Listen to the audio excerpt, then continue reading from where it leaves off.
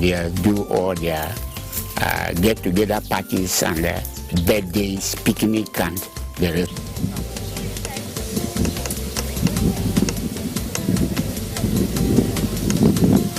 River Benue is the second largest river in Nigeria.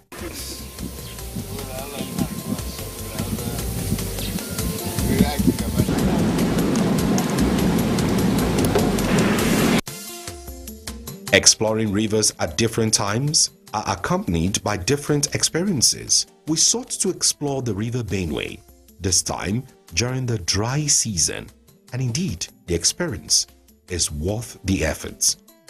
For the sights at the beautiful river banks, the sandy areas, and the cool breeze that blows our minds as we sail on a chartered canoe was simply wonderful.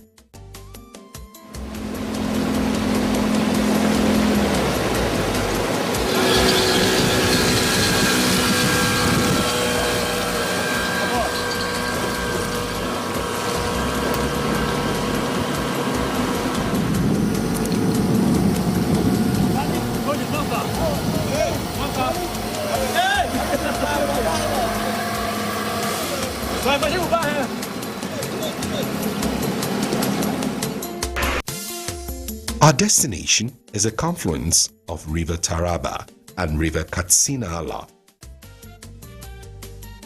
Now the point I'm standing is an island called Atingi within the River Benue axis.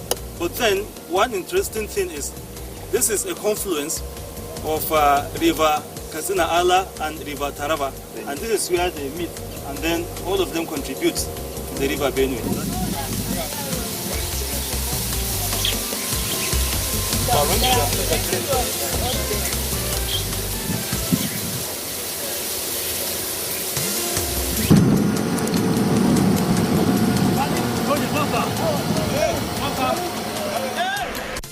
Sailing back to the riverbank of the confluence after exploration is not less entertaining and breathtaking.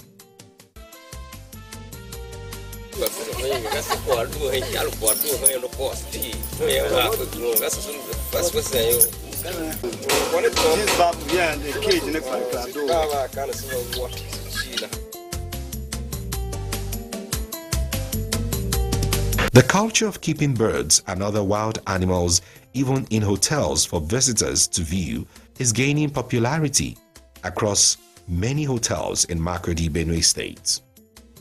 This is to add to the nature gifts of tourist sites in the state.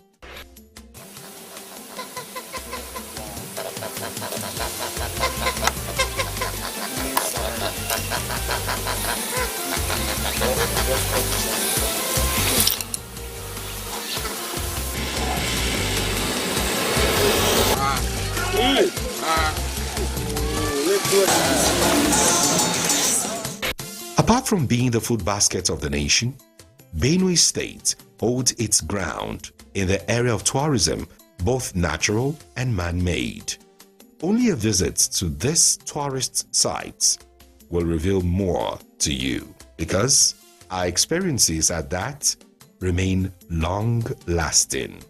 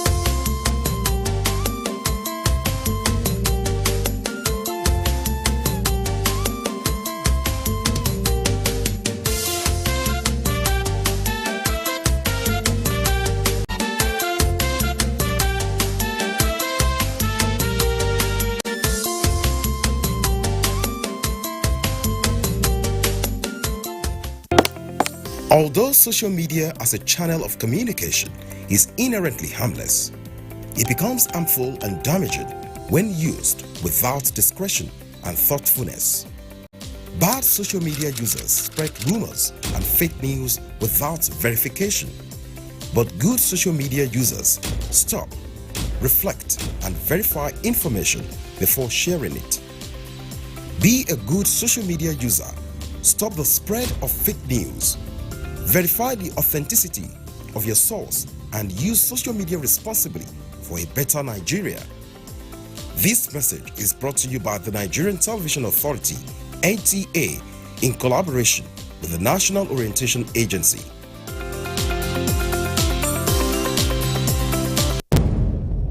Information is power. Everyone wants power. So feel powerful with the NTA News mobile app, the one-stop information center. Real news at your fingertip. Be the first to report by uploading first-hand information on the U-Report link, and be the first to know by simply clicking on any of the links on the sidebar for headlines, domestic and foreign news, economy, security, politics, sports, and more. Stream live on your smartphone and tablets and stay connected. It's pretty easy. Simply download NTA News app from your Google Play Store and you're good to go. NTA News mobile app, your access to real-time information. We are working on partnership with private sector to optimize processing centers, not passport issuance center. Please get it right. We call them front offices, where you could go for your data capture and within 6 weeks you get your passport. Before these additional leaves will be concluded, and we shall be producing passports locally. This message is brought to you from the Federal Ministry of Information and Culture. Hello, I'm Rebecca Semlek. I'm a makeup artist and welcome to Do It Yourself. Today I will show you how to get extremely creative with those eyes for a red carpet event. Here is my box, and I always have a small purse to put some little things that can't go into the box. This is my bib for my clients. When you slide the trays, I have various makeup items.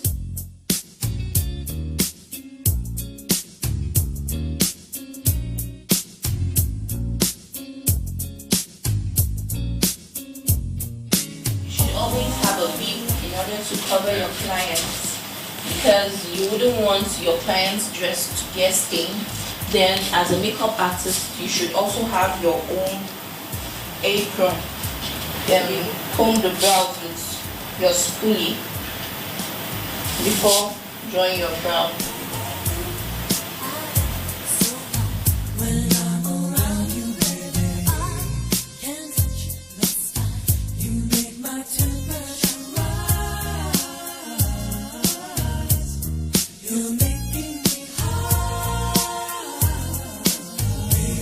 Using my concealer to conceal the brows to make it neat.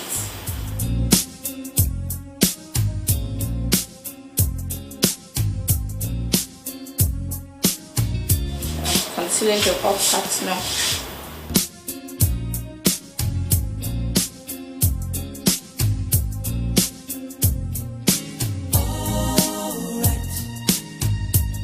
In order for your work to be neat, you have to blend the concealer being used for the brows, because I'll be working on her eyes, so I wouldn't want any obstruction of concealer. So I'm doing a smoky eyes to pop out her eyes, and I'm doing glitter smoky eyes on her. So I don't have the glue now, so the tape, so you can make do of masking tape at the edge of her eyes when you don't have the tape, and place it across this way.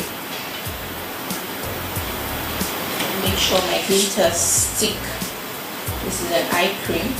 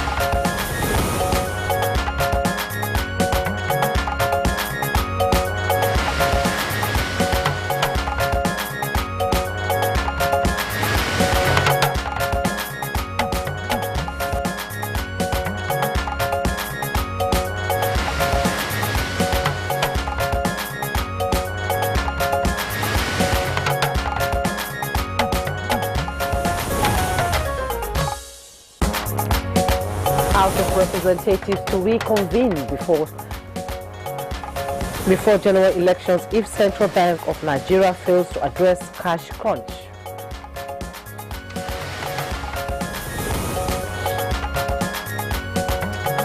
President Muhammadu Buhari condemns horrific terrorist attack on vigilantes in Katsina.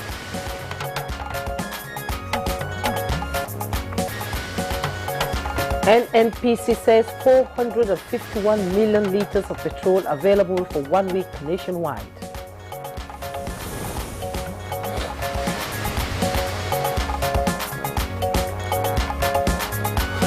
And on Good Morning Nigeria today, we shall discuss security for the 2023 general elections.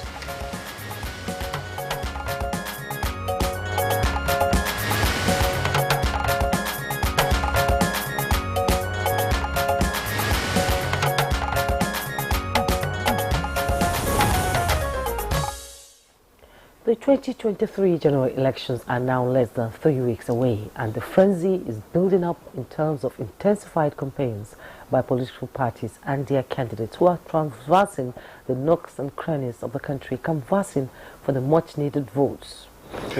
Yeah, no doubt about that, Jumai. However, some socio-economic challenges as it were, contributing to that frenzy. And this is, for instance, the case with the scramble for the new Naira notes, occasioned by the fact that they are in short supply. Now, this has led to pockets of skirmishes in some cities of the country, such as Ibadan, where persons have unleashed the frustration of the cash crunch on bank and other public facilities. The situation is certainly not a good omen ahead of the 2023 general elections that are now just some 19 days away from today. Indeed, Kesley, it's not a good sign, and in the build-up to the election, considering that so much has been spent and will be spent by the Independent National Electoral Commission, INEC, for the forthcoming polls. 355 billion naira is being expended for the conduct of the 2023 general elections, and the success of every election season is critical to the sustenance of the nation's democracy. Now, this is why election security can also not be compromised, as it is said to be vital to consolidating democracy through the provision of the enabling environment for the conduct of free, fair, credible, and inclusive polls, and the strengthening of the electoral process. Now, the security of INEC officials, voters, sensitive materials, as well as local and foreign observers, and the ballot itself is not what the nation can afford to treat lightly at any point in time, not to mention the days ahead of the election. And we're just talking about the cash crunch as a factor of skirmishes in some locations. We know that there are all kinds of attacks still going on in the southeast of the country. And then you add to that the fuel situation, again, in some parts of the country, even though that appears now to be normalizing. Do you mind? I don't know if it has been, because I've not been able to get fuel, actually. And in fact, since the return of democracy in 1999, elections in the country have been characterized by various forms of malpractices and security challenges before, during, and after the polls.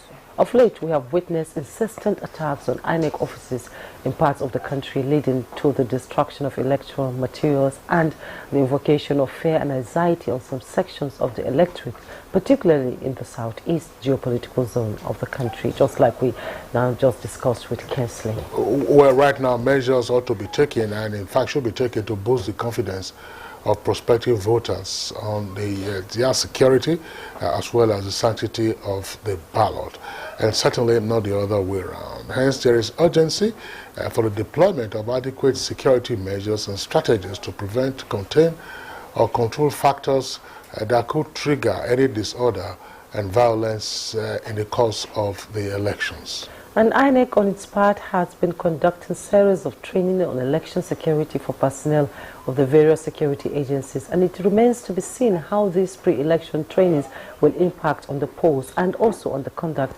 and neutrality of the security agents themselves. Of course, Jumai, we also know that the Inspector General of Police, Usman Al-Khali Baba, has since approved the establishment of electoral offences desks at the 4th CID headquarters in Abuja, with the Commissioner of Police in charge of that desk. The IGP also scaled down the establishment of the electoral offences desks at various state police commands across the country, with assistant commissioners of police in charge of criminal investigation departments as state desk officers. So, what more strategies or measures are in place to guarantee the safety of voters as well as security before, during, and after the elections? And how are the key players fine-tuning those strategies? Well, we'll find out from our panel of guests as we discuss 2023 election security on Good Morning Nigeria today, the first edition for the week. Welcome to the program. I am Jummai Yusuf. And I'm Kingsley Osadolo. I joined Jummai to also welcome you to the program. We're live on the network service of the Nigerian Television Authority, broadcasting from our Abuja headquarters studios here in the nation's capital, Abuja. In the course of the program, we have our regular complimentary segments, and this includes newspaper review and business. For now, we'll take the highlights of the morning news with Lydia Odijeochi. Morning, Lydia. Good morning, Kingsley, and good morning, Jummai. Here is the morning news. The Speaker, House of Representatives, Femi Gbajabiamila, says the House may reconvene before the February 25th general elections if the Central Bank of Nigeria fails to address the hardship Nigerians are facing due to the currency swap. A statement from the office of the Speaker, signed by his Special Advisor on Media and Publicity, Lanre Lasisi, explained that the lower chamber of the legislature will continue to monitor implementation of the policy as agreed during the meeting with the CBN governor last Tuesday. Speaking at a town hall meeting with some groups in Lagos, Gbajabiamila noted that President Buhari, being a compassionate person, asked for a few more days to look at the situation. The statement indicates that this corroborates the position of the presidential candidate of APC, Bola Ahmed Tinubu, who stands with Nigerians in their suffering over the currency swap policy. The House had on Tuesday, January 31st, met with the CBN to seek ways of easing the challenges of the cash swap, after which it adjourned plenary to 28th of February. Communities in Ilela local government area on the border between Sokoto and Niger Republic are having tough times over the Naira redesign. Findings show that the Nigerian currency is being used for transactions. The problem is still the same. Anywhere you go is the same problem. Yes, the pound is not enough. The smaller denomination is not available in the system here because already they have collected almost everything. What we do actually is when you want to go and make your purchase, maybe from any store, you just buy everything, just make sure you spend the whole money because they might not have change to give to you. The problem is that this printing new money, that's the problem because there's no new money, there's no old money. That's the Nigerian currency being used for transactions. Now, to sustain the current sufficiency in the supply and distribution of petroleum products nationwide, the Nigerian National Petroleum Company says it has evacuated a total of 451 million liters of premium motor spirit, also known as petrol, to filling stations spread across the country. This was disclosed in the company's weekly PMS evacuation and dispatch report for the week January 28th to February 3rd, 2023, released in Abuja.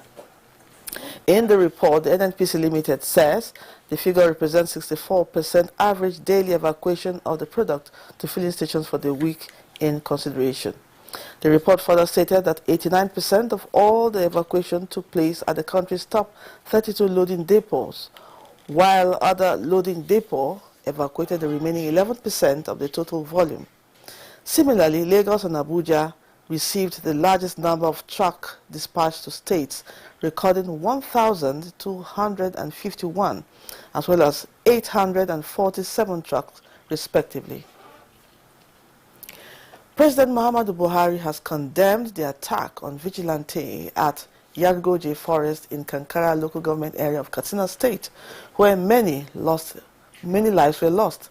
The insurgents ambushed and killed a convoy of vigilante in the forest as they went to recover stolen cows. The president pays tribute to all vigilante and family members who have been martyred, saying that the sacrifices of the brave men who are working to prevent and punish crime in the communities will not be forgotten. The FCT Emergency Management Agency and security agencies have been applauded for the successful evacuation of more than 20 persons in the Gorimpa collapsed building, which occurred on Thursday, while commiserating with families of 3 others who lost their lives in the incident. The President, Nigerian Institute of Town Planners, and other building professionals have ordered for the arrest of 3 persons in that regard. Higher rising you want to do.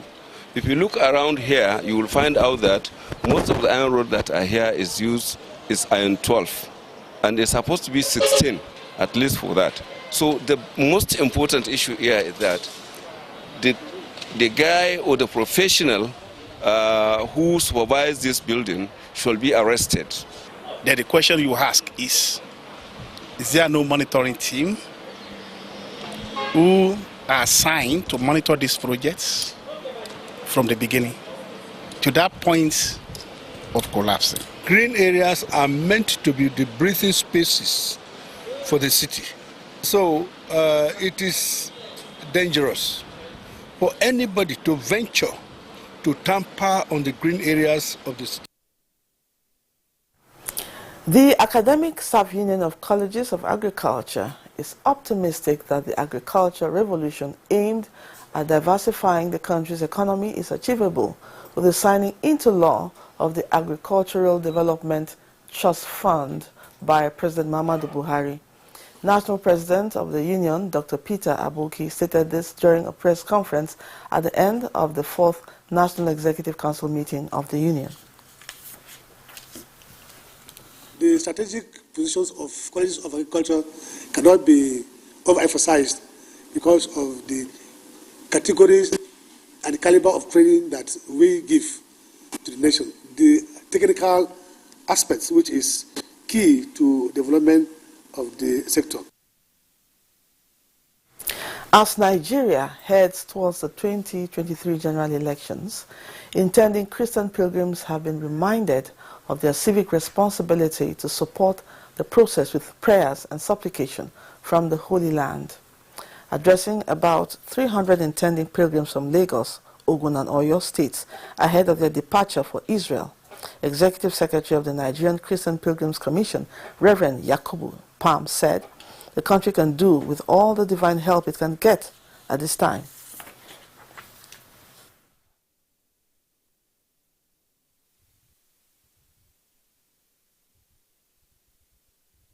Each time we go to Israel, we go and come back, we behave very well, and we come back with testimonies.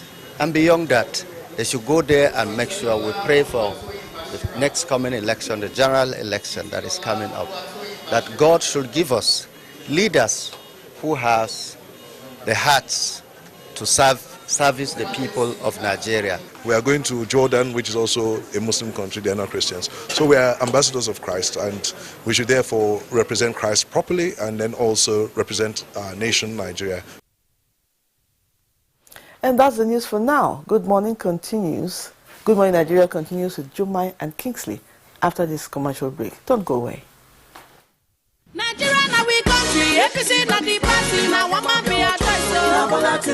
At last, the elections are here. Let's turn out en masse on election day and vote Asiwaju Bola Tinubu as President of Nigeria for a renewed hope and a better Nigeria.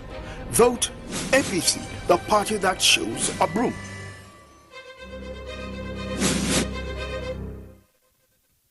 Esther, you're late again. Esther? She's a wandering light in the darkness. She's beautiful. Oh, she's a superstar. Morning, Esther. She never let her mama down. She's beautiful. She know they fear. She know they ever carry hand for them. No phones at the table, please. Esther?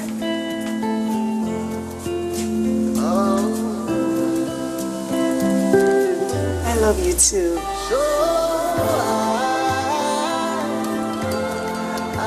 Got everything? Don't forget I'll pick you at 4.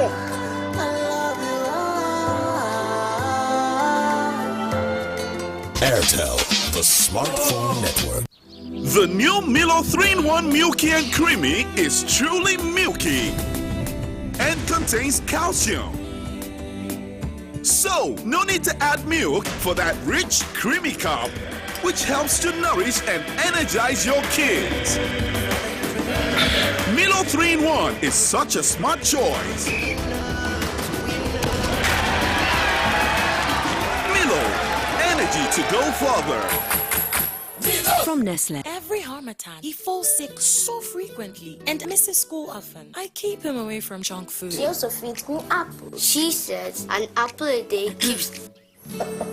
If you want to keep germs away, then use Dettol soap regularly. Meaning? Germs and disease spread easily during Harmattan. For this, use Dettol soap. Dettol.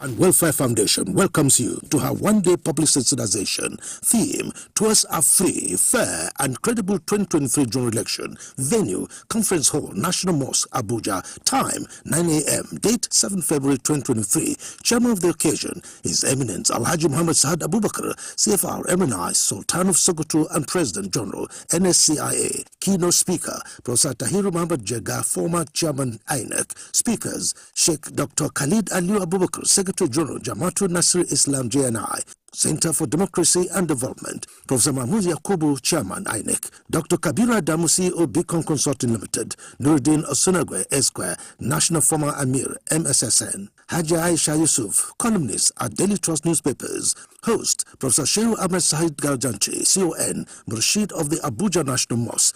Organizing Committee Announcer.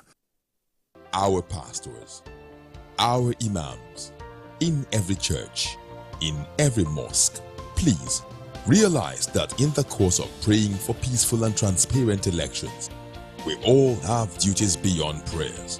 If we want a stable society before, during, and after the elections, what should you be saying to those that worship with you?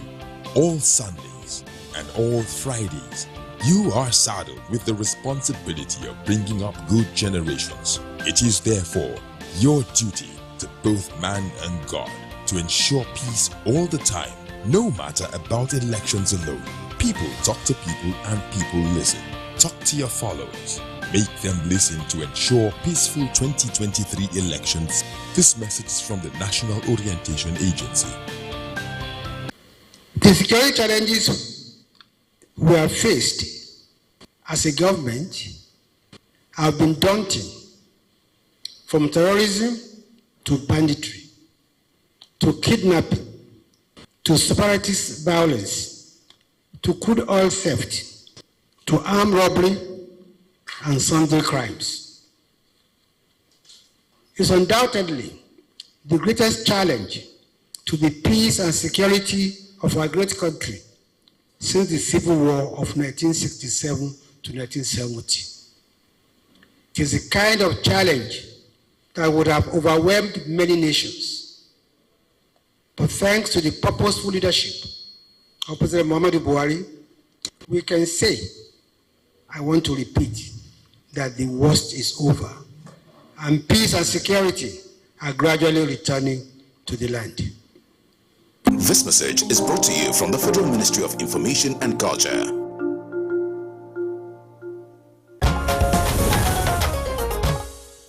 You're watching Good Morning Nigeria on the network service of the NTA. Coming up next is Newspaper Review.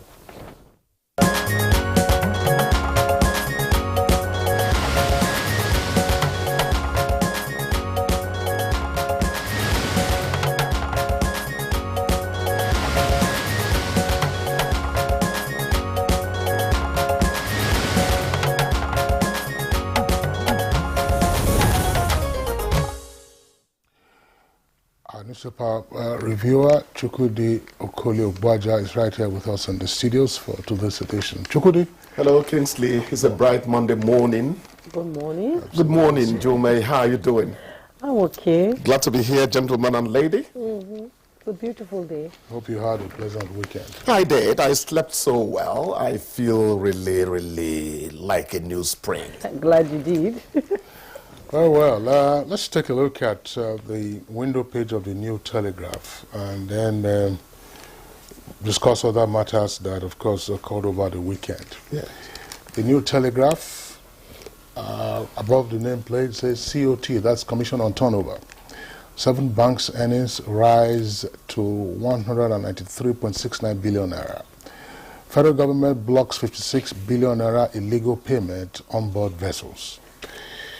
Appointment. Police Commission approves 3 new DIGs. Okays 1,040 officers promotion. Amnesty writes INEC, NSA to protect beavers and stop hackers.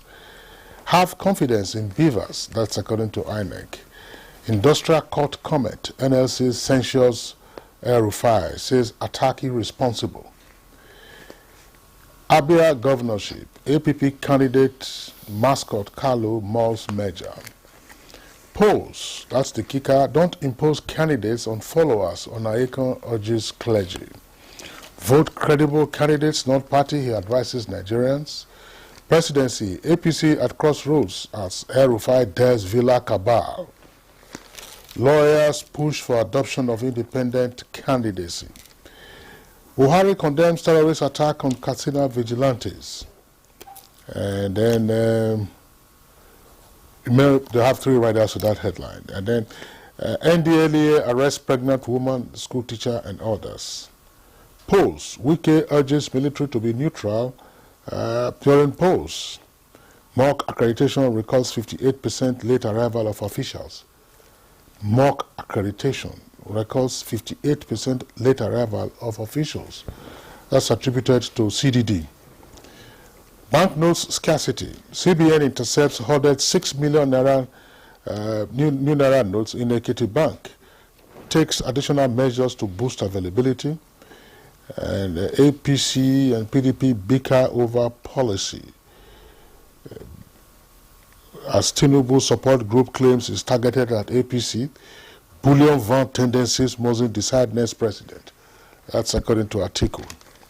Fuel scarcity, 450.92 million liters of fuel evacuated in 7 days. That's attributed to NNPCL. Frequent sleeping pill use tied to dementia risk, according to a study. Details on page 5. Chukwudi. The last bit you dropped there, frequent use of sleeping pills or something. That's right. Being traced to dementia. You know, these medical journals, they come out, tell you certain things that scare you. Before another 2 years, somebody says, no, we found out it's no longer the case. I'm not conjecturing, but it just excited me when you read it. Anyway, lawyers push for independent candidacy. That's a sweet one. But the last time, that picked up, real heat in the United States, I think it was Ross Perot then. Yes, it was Ross It didn't Perot, quite get anywhere. So if the so-called God's own country has not been able to do it at the presidential level in particular, I don't know how much we would boast about pushing it. But it's not a bad idea. Let me talk about what generally concerns us. The new Naira notes are grudgingly making a public appearance, but the anguish of bank and POS customers has not quite disappeared. No. I was able to get 7,000 Naira yesterday from a POS operator, which I paid 700 Naira for. Yeah, that's what it is. If you're getting it from POS, you pay 700 Naira for 7,000 Naira, 600 Naira for 6,000 Naira. And so on and so forth. That's a 10% commission. That's what it is. And they're going to tell you that they too buy. That they buy they buy from the bank. Oh, I don't know where they buy from. I can't allege. But what you got were new notes? Yeah, much of it new notes, but still some old ladies there, trudging with a lot of effort. But I dare say that they are beginning to come let's quickly look at this, which I think is very interesting and very relevant to us. Don't impose candidates on followers. Archbishop Emeritus of Abuja Catholic Diocese, Cardinal John Cardinal Onayeko. Chukwudi, thanks. Yes. Before we come to the lead story for the New Telegraph, which is what you were just raising out with respect to what John Cardinal Onayeko said, let's deal with the issue of the lingering scarcity of new Naira notes, or what we call the cash crunch last week when we discussed the subject matter. Details that are beginning to emerge would seem to suggest, and I think that those who are crying and yelling about the intent of the policy should set their sights on some other targets. It appears that some banks are deliberately frustrating the policy. Yes. It appears that some banks are deliberately hoarding. Of course, hoarding is a deliberate act.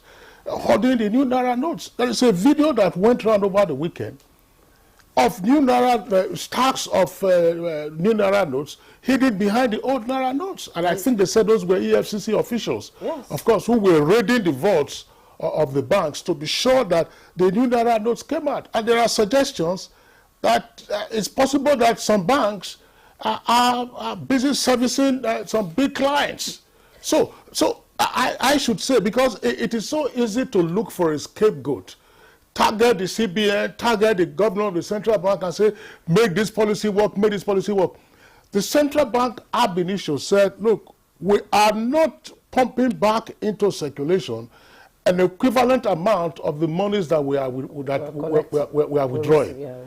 We are not. The CBN made that very clear. So now that some monies have been released, why is it that banks are holding them? And by the way, two things.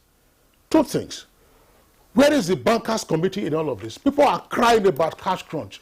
People are stripping themselves naked in banking halls and in Ibadan. You saw what happened? Yes. They have vented their frustration on banking and other public facilities, and some of the hoodlums, of course, got put to sleep, by the security agencies. Yes. So where is the bankers committee? And which CEO of a bank has uttered a single statement on this? Where are their PRO officials? Yes. Everyone is just claiming that, oh, cash crunch, cash crunch. The bankers are saying they are being attacked unnecessarily. Has it not bothered you that the banks and the politicians are presenting the loudest voice in terms of complaint against this CBN policy? Yeah. The people, I mean, we mingle with the people. Do you know that the people, even though they are undergoing some hardship, tacitly support the reasons given by the CBN, backed by the president, for what is happening? They are ready to go through it, but for certain things to cease within the polity. Exactly. Have you not noticed that when you talk to people? Yeah. Sure. So sometimes you begin to wonder, who really are the enemies of the people? Whose interest is being run by who? It's a cacophony of voices, and you don't know who really to treat as a friend or foe. Yeah, in other climes, this is considered economic terrorism. You've gone beyond sabotage. No, it is economic terrorism. Because right now, the unrest is beginning to unfold in some parts of the country. And we saw some videos where they put the money in the ATM, but with the wraps. So it wouldn't come out because the wraps are still on the notes. And I asked myself this question, why are we so desperate? Why are we the enemies of our country itself? Jumai, I come with a response. What has brought fuel out ultimately into our tanks? Enforcement. Yes. Impunity has been dared, and now we are seeing fuel. We too can do it concerning the... Well, Zulum did the right thing when he said he was going to revoke the land given to the banks in Maiduguri. And within hours, the money started flowing. Yes. So why can't other banks, other governors do the same? It is not sufficient to be yelling at the central bank. Yes. That is it. Central bank. You have other agencies, and happily EFCC has moved in, ICPC has moved in, and all kinds of persons have moved in, all kinds of agencies that have a function or the other to do with the kind of economic sabotage that we are witnessing. That's it. What I'm saying, are the banks not concerned? If they damage your facilities, the other day, are you not concerned about the cost of replacement? Should your shareholders not be concerned about the cost of replacement on account of the tardiness of your staff? Yes. So how much did each of those branches receive? How much have they given out? So you see the way Nigeria, we are complaining about cash crunch. Travel document, international passport.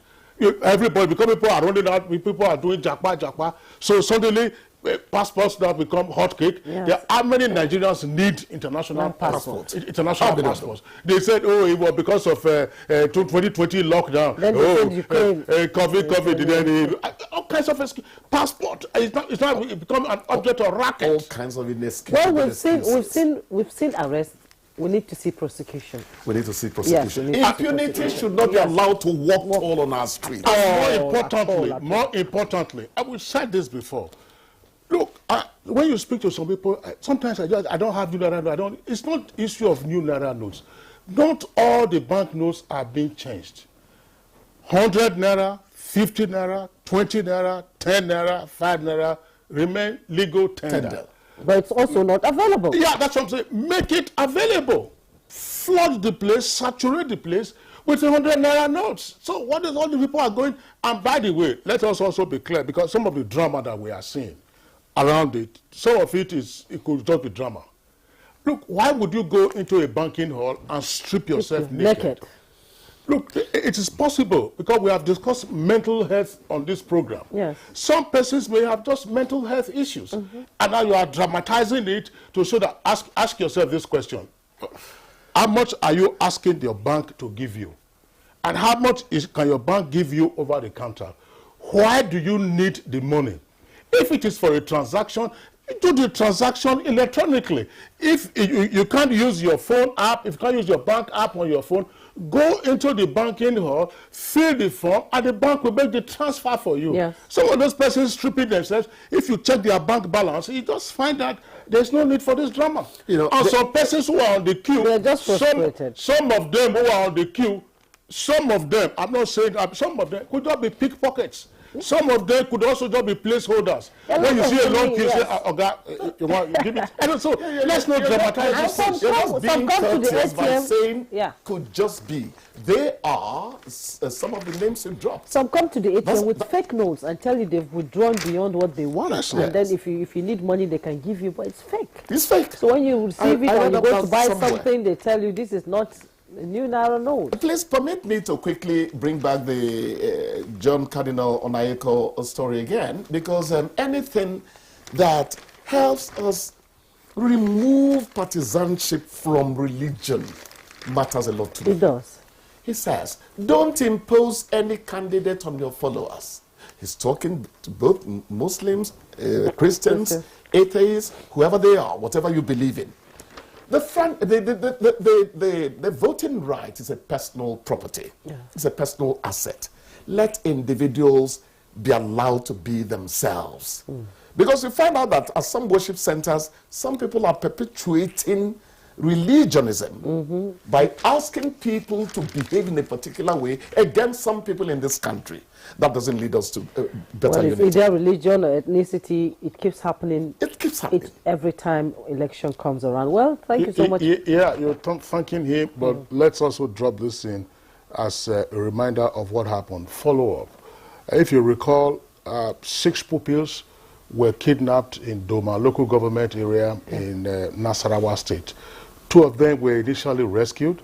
On Thursday, the remaining 4 were rescued by a combination of hunters, vigilantes, local people, and the police.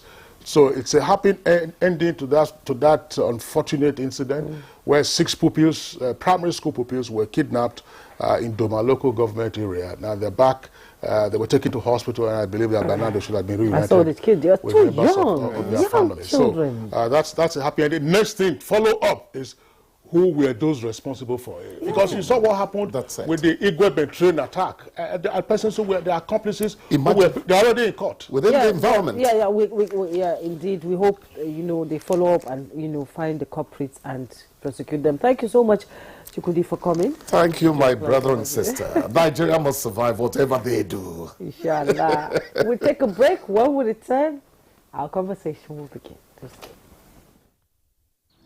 The new Milo 3-in-1 Milky and Creamy is truly milky and contains calcium. So, no need to add milk for that rich, creamy cup, which helps to nourish and energize your kids. Milo 3-in-1 is such a smart choice. Milo, energy to go further. From Nestle, every Harmattan, he falls sick so frequently and misses school often. I keep him away from junk food. She also feeds me apple. She says an apple a day keeps... If you want to keep germs away, then use Dettol soap regularly. Germs and disease spread easily during Harmattan. For this, use Dettol soap. Dettol protects from up to 100 illness-causing germs. Dettol soap is endorsed by the Nigerian Medical Association. Be Dettol sure.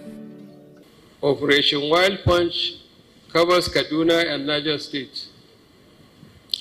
The operation was recently reorganized to also cover the critical Abuja-Kaduna Expressway, which had a defunct standby alone operation codenamed Operation Thunder Strike.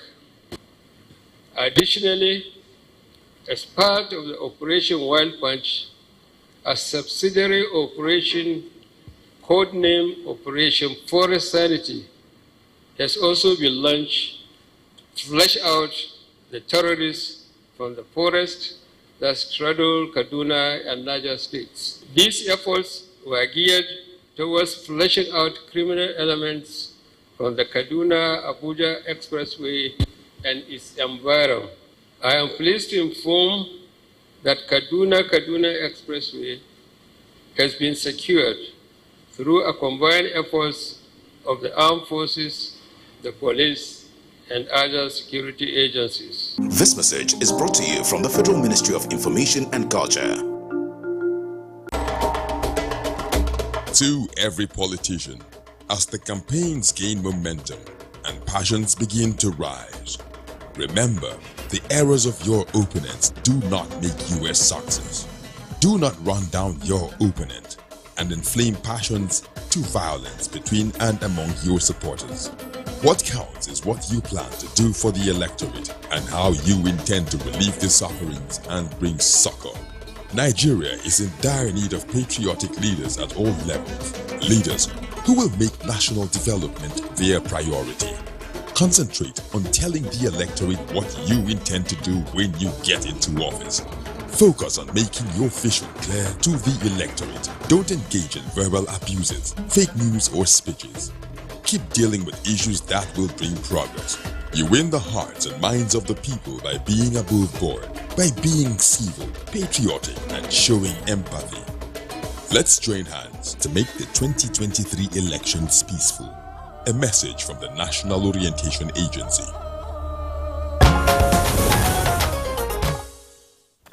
You're still watching Good Morning Nigeria on the network service of the NTA. Well, as a prompt for our conversation, let's join our correspondent Oyeyemi Ajayi for the background report. The much anticipated 2023 general elections is now less than 3 weeks away.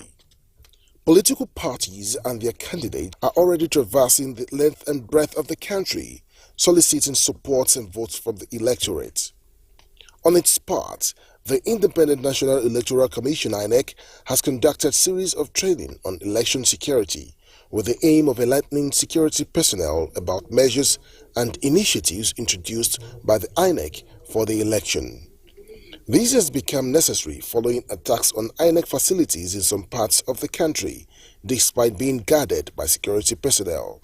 Sadly, little or nothing has been done about the arrest of these criminal elements, as they seem to operate without being challenged. The Inspector General of Police, Usman Alkali Baba, on his part, approved the establishment of Electoral Offences Desk at the Force Criminal Investigations Department, Force Headquarters, Abuja, with the Commissioner of Police, Force CID, as a desk officer. The IGP also approved the establishment of the desk at state commands across the country, with Assistant Commissioners of Police in charge of criminal investigation departments as state desk officers. The mandate of the Electoral Offences Desk officers includes the collation of investigation of all electoral offences or complaints from members of the public or any quarters, with a view to determining culpability in line with the amended Electoral Act 2022 and preferring charges before courts of competent jurisdiction for necessary legal action. With billions of naira being expended for the elections, the security of the polls and its outcome is paramount. The skirmishes over the newly designed naira notes in parts of the country have instigated calls for immediate action for security agencies to nip cases of insecurity in the board as the country's general election approaches. How prepared are the security agencies for the forthcoming general elections in Nigeria? What more still needs to be done to guarantee the security and safety of all stakeholders involved in the polls? These are some questions begging for answers from guests already seated in the studio. Many thanks, Oyemi Ajayi, for that background report. Now we have guests here in the studios to discuss issues around election security. And as indicated, just 19 days to the first set of elections on the 25th of this month. Let's welcome Lebari Sam Undu, who is Director in charge of security at the Independent National Electoral Commission, INEC. Sam Undu, we're glad to have you this morning. Thank you for having me. Also here with us in the studios is regular on Good Morning Nigeria, Dr. Habila Joshak, a retired Deputy Inspector General of Police. And of course, in the course of his duty, he had a lot of activities to handle regarding elections and security there too. Dr. Joshak, welcome to Good Morning Nigeria. Thank you for having me. Also joining us in the studio is Dr. Kabir Adamu, Security Risk Management Expert. Good to see you. Thank you. Good morning. Equally joining us in the conversation is Paul James, Director, Election Program, YAGA Africa. Thank you for the invitation. Okay, gentlemen, once again, it's our pleasure to have you join us. The reason why we are focusing on election security is because of the occurrences in the polity. The cash crunch is probably one of the latest, and some optimistic estimates indicate that that might soon be over. We're having fuel crisis. Again, that is also being tackled. But banditry goes on in some parts of the country, and in the southeast, the criminal elements there are unrelenting in their various activities. And so voters want to be sure that they are safe. Election officials also want to be sure that they are safe. Monitors and observers also want to be sure that they are safe.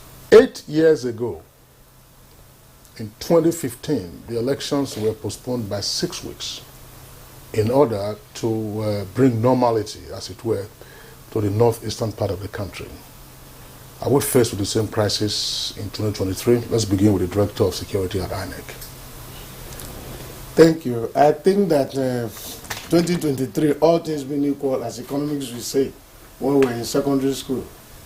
On the part of INEC, we have done everything we need to do to ensure that the election goes on as planned. Materials, sensitive and non-sensitive, have been delivered. Training is going on. As I speak now, today, we are training security personnel at the senatorial level of the country. Every senatorial level, the training will take place today. We started since Friday at the state level, Friday, Saturday. Today we'll be at the senatorial level. Tomorrow we'll be at the local government level. We are training security operatives, security personnel, paramilitary personnel, observers, those who want to work with us. We are training them because, one, if they are not trained, they won't know their critical role on the day of election. Election is a process. Election day is just one day of activity in the whole process. So we need to let them understand what it takes, what they need to do, what they don't need to do, when and how. And the chairman of the commission has graciously approved the training through the training arm of the commission, the Electoral Institute. This engagement has been going on at the national level, at the state level, and they have been working with ICES, the Interagency Consultative Committee on Election Security, on what to do, how to do, where and when. The training is becoming important because you cannot send a man to the field without the tools, without knowing what to do. If he doesn't have the skill, he wouldn't know what to do. Prior to this election, on election morning, you will see police training their men, doing parade. But because of the training and the interaction and consultation and engagement, even if they will do parade in the morning, it has to be very early so that these men will lead the electoral personnel and the materials to the point of voting by 8 a.m. So we have secured that. We have secured that arrangement, and because even in the off-cycle election that just passed, they did it kindly for us, and we continue engaging them, and we know that all things being equal, like I said earlier, the elections will take place. INEC is not contemplating shifting the election or postponing it. It's not in our agenda, it's not in our calendar. Yes, we'll come to that in the course of the conversation, actually, when we go deeper into and just a reminder that in August last year, the Office of the Inspector General of Police, in consultation with other stakeholders, kicked off election security management workshops in various locations across the country for the police and other persons responsible for election security management. Do you mind? Yeah, indeed. I wanted to bring in Dr. Habila Josak, who has been involved in election, I believe, from the beginning in 2009 to now, which is almost 24 years. I would like you to tell us, and so that the viewers would know, what is the driving force behind election violence or election insecurity during elections, and who do you think pushed this violence itself? Well, election insecurity is as a result of contest by candidates, those of them that would want to have the opportunity to be somewhere in a position of authority. And in doing that, a lot of interest group. And we've seen a situation where sometimes it becomes very, very germane, and a lot of people who feel that if they don't do some of the things, they won't be able to have opportunity to aspire to a position of authority. And so there are so many factors that are responsible for election insecurity.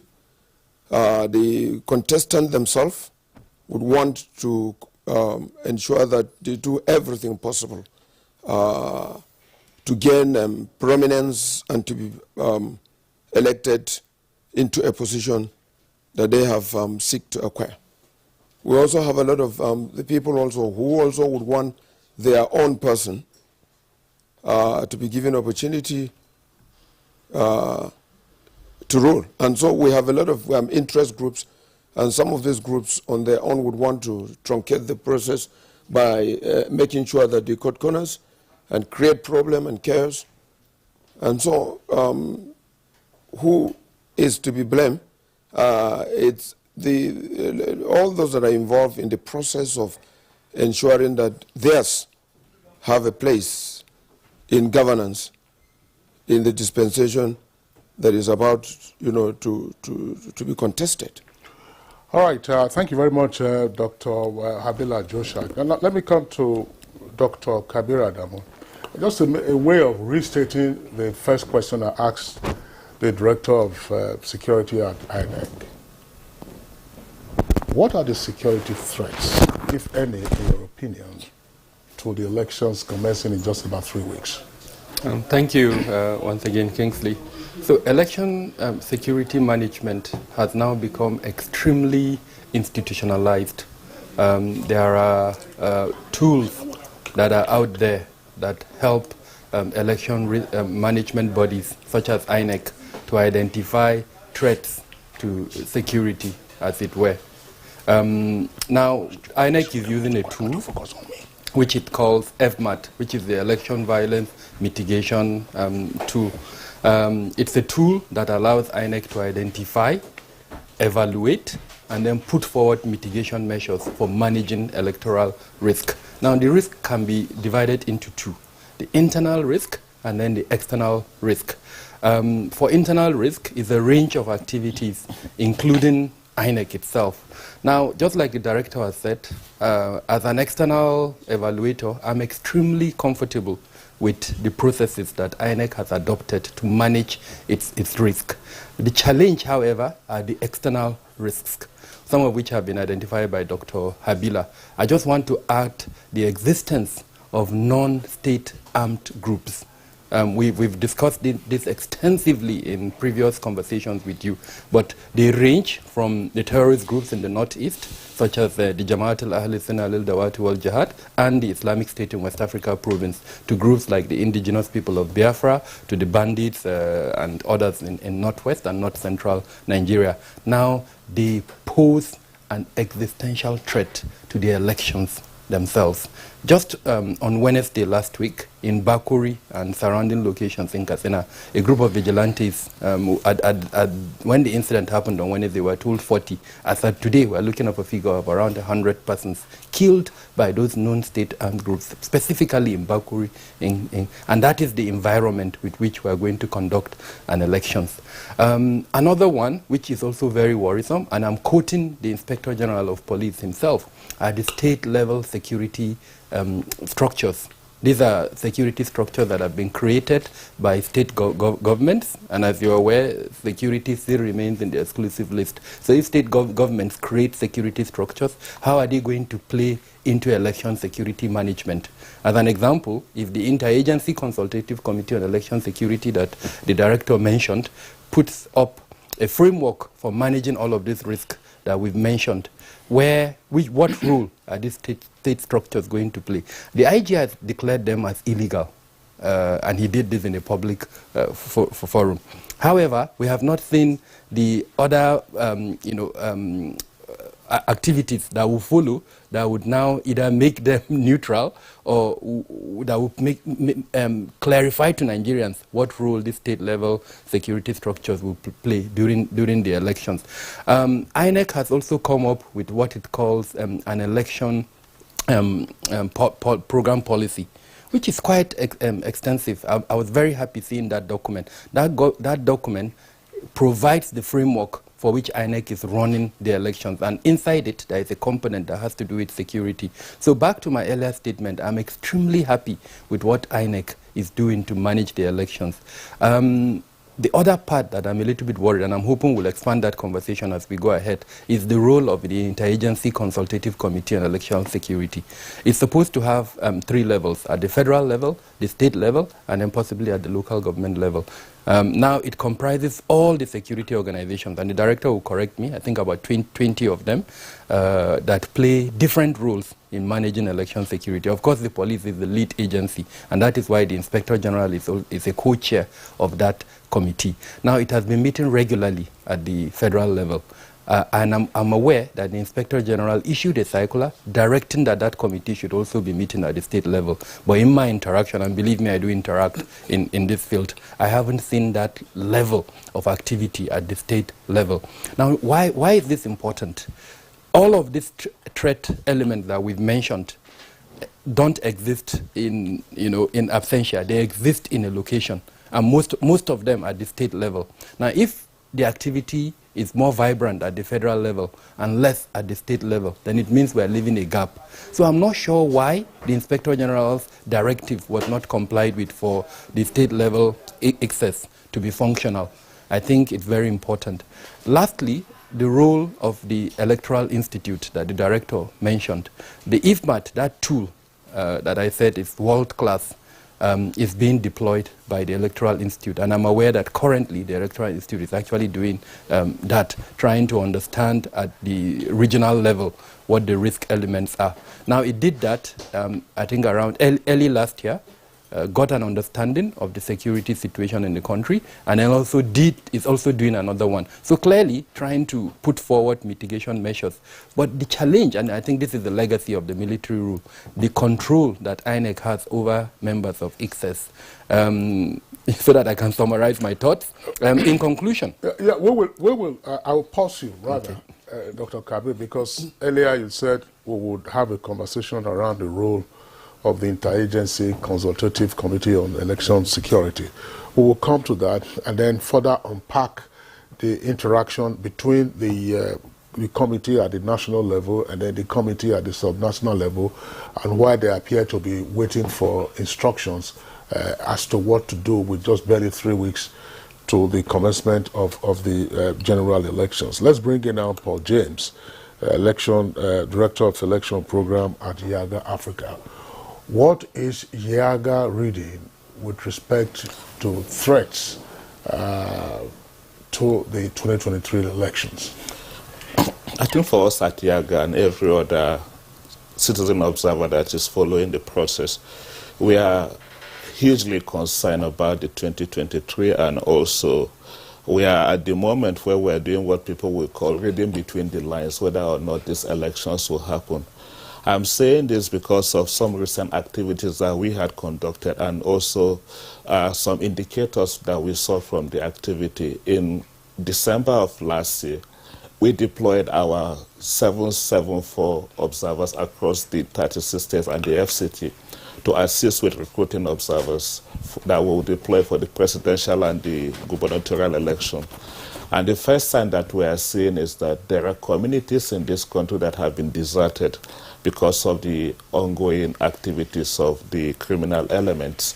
And then because we are recruiting at the polling unit level, so potentially there could be some polling units where INEC may not be able to conduct the elections come February 25th or March 11th. But then the challenge is that you don't also have this information out there, so that from both the security angle and also the INEC, you see some planning happening.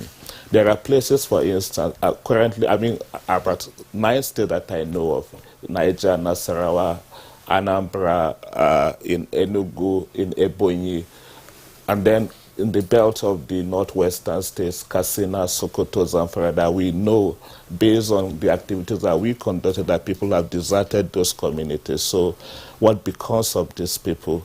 And beyond that also is that the indicators that we are seeing, internal threats, especially from the politicians, some of these utterances make you to begin to wonder whether or not we live in the same environment, or these people are sane or are truly pro-democracy, as all of us will wish that these things happen.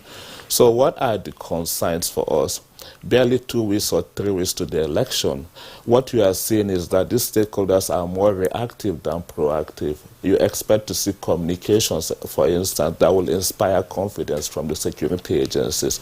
But you don't see much of that happening, because most times this kind of engagement are episodic. They are limited to just the period of the election, when you begin to see security do what they call show of force.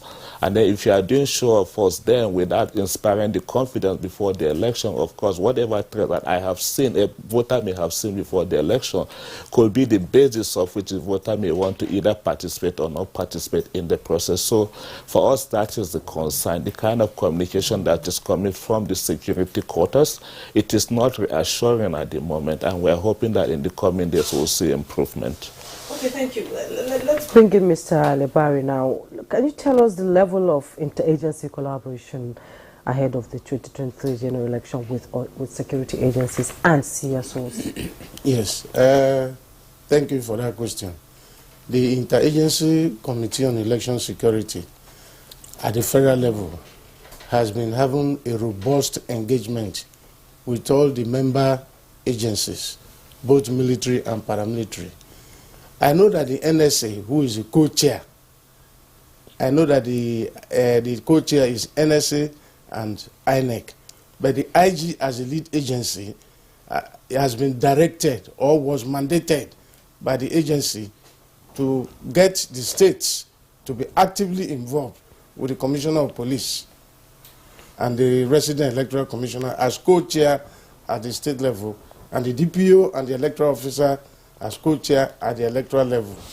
One of the things that has happened is that while at the national level there's robust engagement, at the state, because of the law that happened before the new electoral commissioners were appointed, most states didn't take it serious.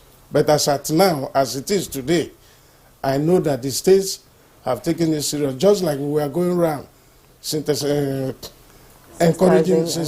them. We also asked them to ensure that these meetings are held at least twice every week, so that they can be on top of the situation. They can synergize. Those who are supposed to give them intelligence will gather the intelligence, share, and then they will give it to actionable agencies that can be on top of their game. And I think it's improving. But what I don't know is at the local level, because actually this situation will be at the local level. So it is up to the electoral officers and the DPOs to ginger themselves and do the needful, because they need to give this information to the state level, who, if they cannot handle it, will now get the national level. But most of the violence that occurs during elections is in the states and local government level. Yes, because that's where the activities take place. And so, let me use myself as an example. I was an electoral officer. I was an assistant electoral officer. When I was an electoral officer in Edo, in Uromi, that's Esa Northeast, there were these plans by the youth to disrupt the election. I got the information. I couldn't handle it with the DPO, so we escalated it to the state, where Mike Igini was the resident electoral commissioner. He couldn't handle it. He escalated it to Jega, and less than 24 hours, security apparatus from Abuja came, and the matter was settled. So it is the electoral officers who should get this information, escalate it, so that solutions will be found. Because at the level where they are, most of the solutions that will be needed for that program cannot be sourced. So they need to be on top of their game. But why do the REC have to run to the federal level if he can solve it? If he can solve it, if himself and the commissioner of police cannot solve it, then they will have to go to up, where help will come from. Are you saying there's no capacity at the state level to handle this sort of violence? Not all problems do they have capacity to handle. Don't forget, we are talking of a general election in 36 states. It's not an isolated one where it is just one state, and then they can get support from other states. Now, everybody is answering his father's name. And don't forget that with the introduction of beavers in this election, there is no longer what you can do at the world level. Everything happens and ends at the polling units. Oh, okay, thank you, Lebari Sam Undu. Let's bring in again Dr. Habila Joshak. Dr. Joshak, Kabir Adamo raises the point about the role of the Interagency Consultative Security Committee on the election, and drops the hint that while there may be activities with and around the committee at the national level, not much appears to be going on at the state level, which would say there's devolution of assignments and powers, as it were, to the state committees and perhaps the local government committees. What, in your opinion, could be the impediment to those committees activating their own machinery, do trial runs, and then get involved, have their own risk assessment, their threats, and then the opportunities, do the so-called SWOT analysis, and prepare so that, as Undu was saying a moment ago, if there are matters that are likely to be beyond their control, they can seek for help upstairs much earlier than waiting for crisis to break over their heads.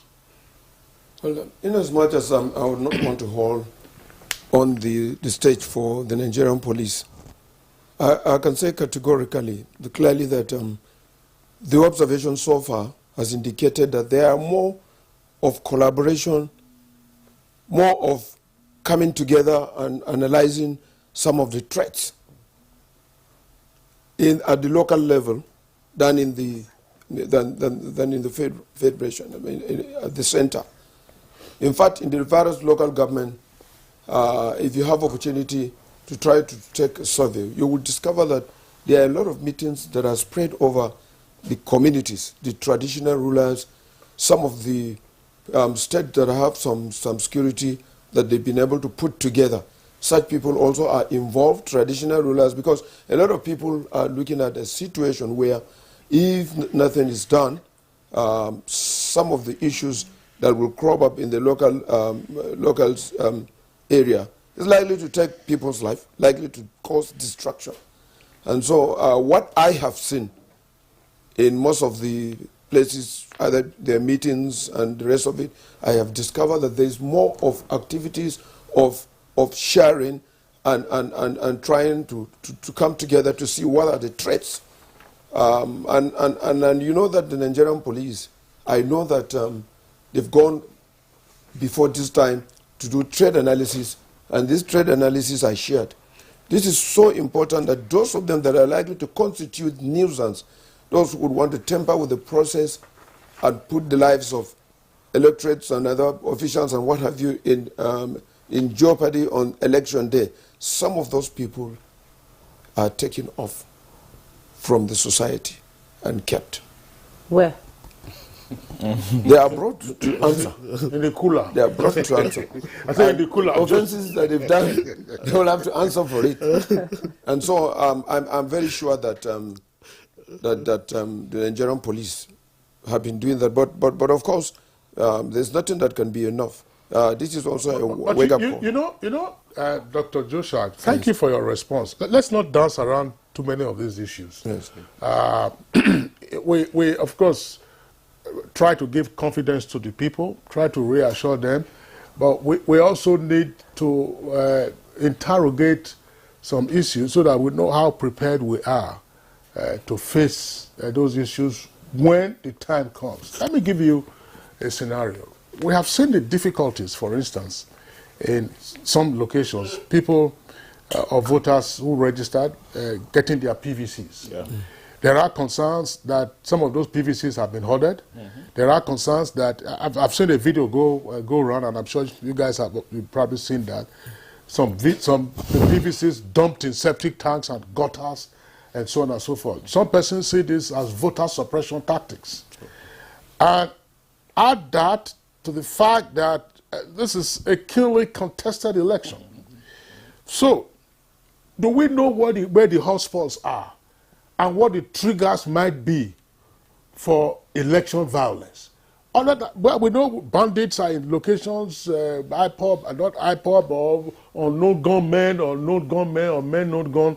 They are on the rampage in Imo and some parts of Anambra. Yes. But for situations like this, where people believe already that there are voter suppression mechanisms against them, and then the contest that we are faced with, if violence sprouts in those locations, what do we do? Dr. Kabir. Valid concern, Kingsley. But why, when I responded earlier on, I didn't want to go, 101 as it were. I tried to provide a more strategic overview. The process of risk assessment is very clear. And I divided it into two.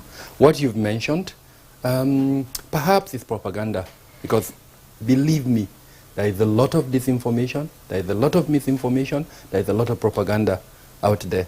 In fact, BBC did an investigative journalistic report where they showed $45,000 is being paid to influencers on social media to do these three things that I've mentioned: misinformation, disinformation, and propaganda. Now, I'm not completely ruling out the possibility that there are issues with the PVC distribution process. But I also know that INEC has done a lot to try to provide the right atmosphere and environment for the distribution of the PVCs. And they've also listened to complaints coming from the people. And what they've done is to extend the dates as an example. But this is it. In identifying the risks, I mentioned that there are internal risks. Now, INEC is going to deal with 1.5 million staff, 1.4 of which are ad hoc, and then I think the rest probably permanent staff. Now, Kingsley, in identification of the risk, how many of that 1.4 are partisan? Does INEC have the capacity to ensure that those 1.4 are non-partisan? Unfortunately, I don't think so.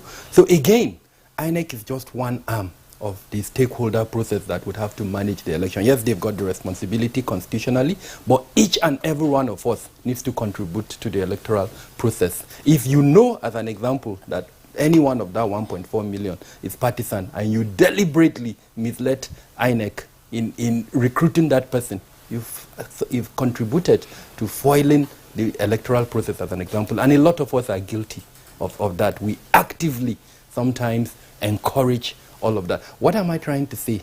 That the environment with which INEC is running the elections itself is problematic. And because that environment is problematic, we are expecting a little bit too much from INEC. Each of us will have to play a role to ensure that the transition, the electoral process, comes out better than it is at the moment. Now, having said that, I'm not absolving INEC of responsibility. We were discussing ICSES, which is the Interagency Consultative Committee on Election Security. It's an ad hoc committee that was, I think, established around 2012 or thereabout. Now, part of the mandate of that committee, and again, I'm going to play the devil's advocate and I'm going to speak freely here. Part of that mandate requires that committee to produce a map that shows 3 levels of risk within the country: the red level, the orange level, and then the green level.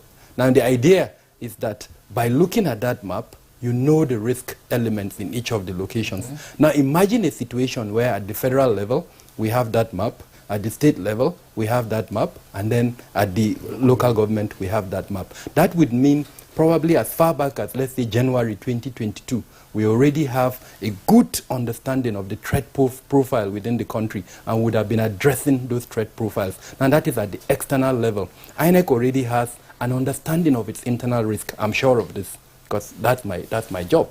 I'm a risk manager. And I know I've worked with INEC. I know they have that internally. What is missing is that map.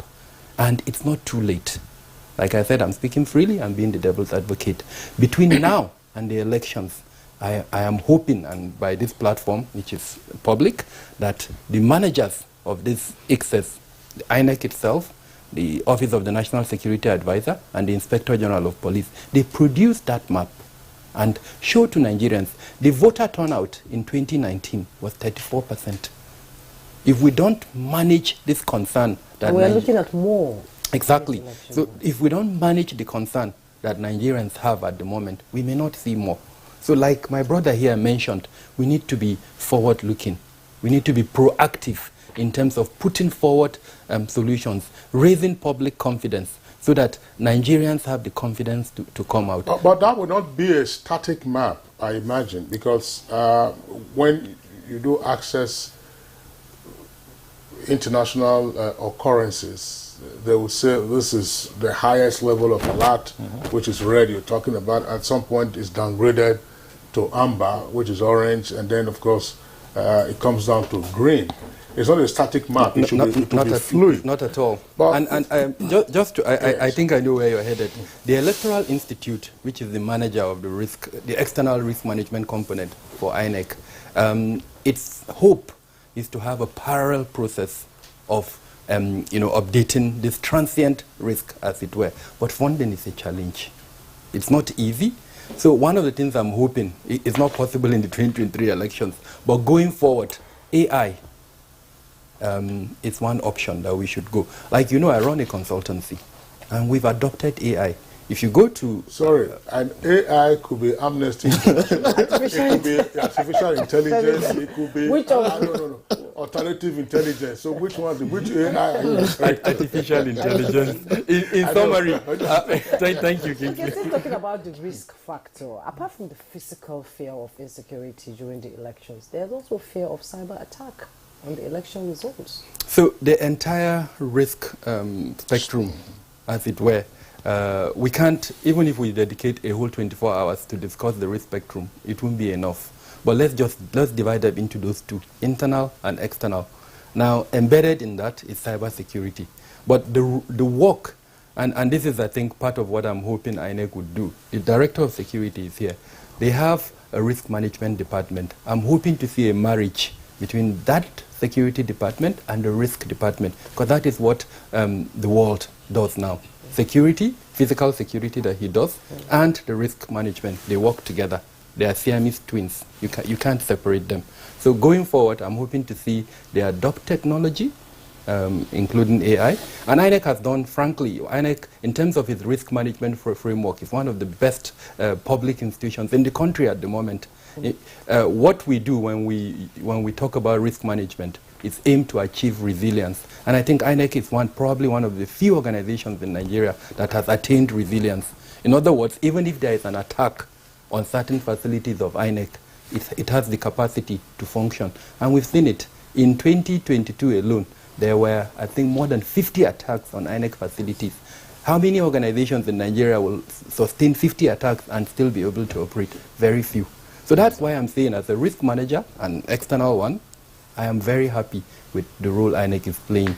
It is the role of the Public Security Department that I'm hoping to see improved going forward. But you look again at the external threats, and Paul James, I'm coming back to you. I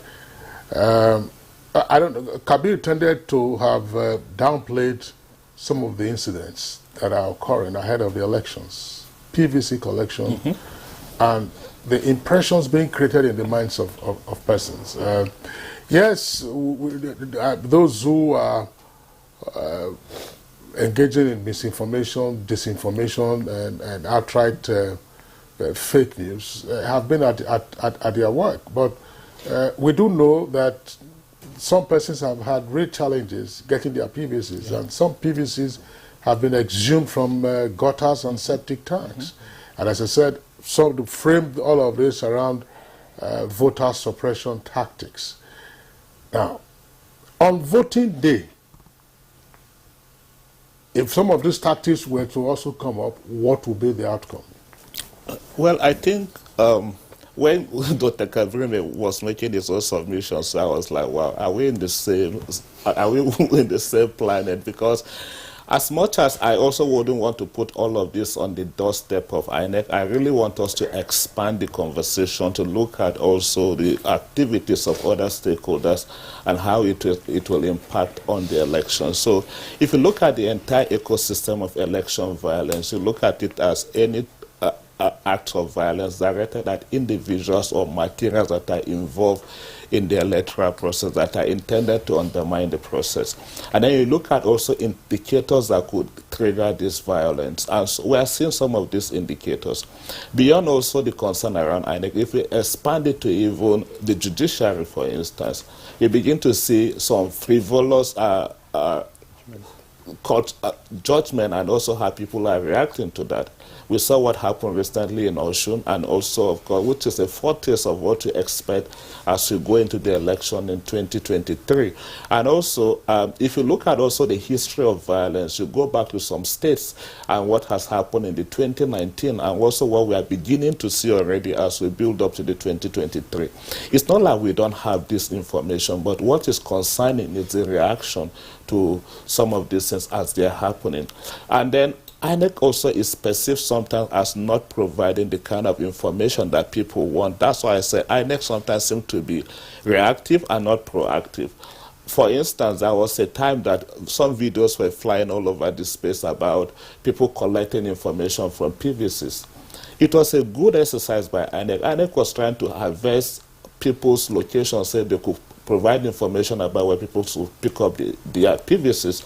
But then the way the information went out was seen in the negative light because there was no sort of a prior communication to voters to expect something like this to happen from INEC.